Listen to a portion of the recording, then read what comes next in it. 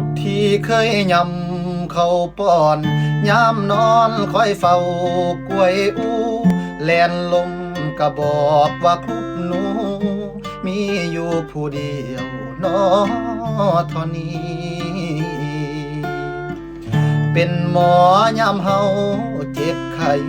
เป็นครูสอนให้ไฟดีเป็นพระยามเฮายานผีคือหนึ่งนารีที่ชื่อว่าแม่ยามหนาวเป็นผ้าห่มให้ยามฮ้อนเคยพัดปาดเป่าลูกให้ก็คอยโอ้เอาย้อนเจ้านั้นคือหักแท้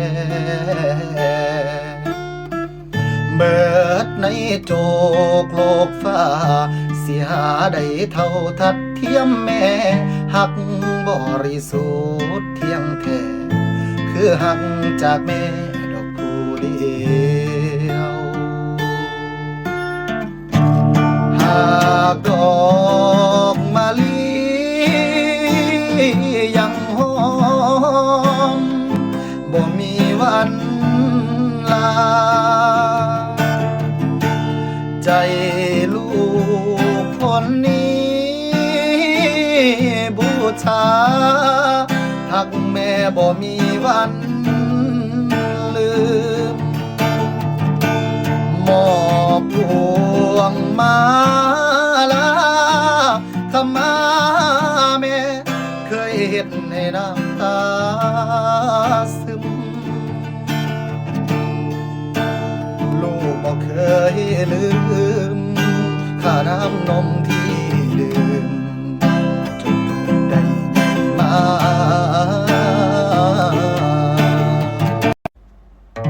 พูดที่เคยยำเขาป้อน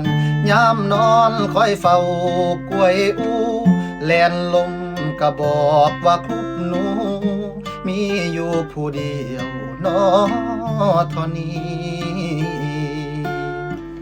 เป็นหมอยามเฮา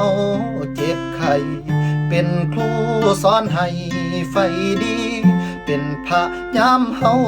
ยานผีคือหนึ่งนารีที่ชื่อว่าแม่ยามหนาวเป็นผ้าห่มให้ยามฮ้อนเคยพัดปาดเป่าลูกให้ก็คอยโอ้เอาย้อนเจ้านั้นคือหักแท้เบิดในโจกโลกฟ้าเสียได้เท่าทัดเทียมแม่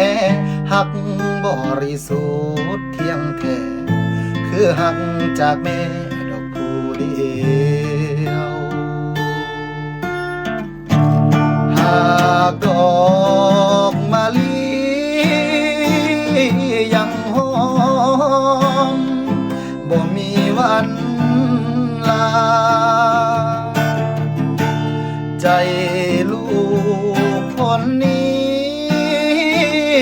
บูชา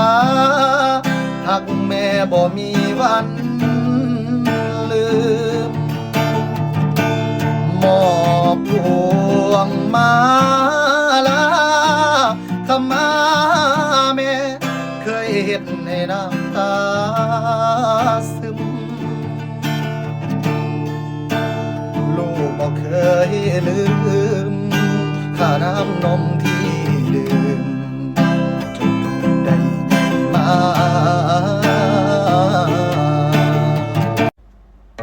พูดที่เคยย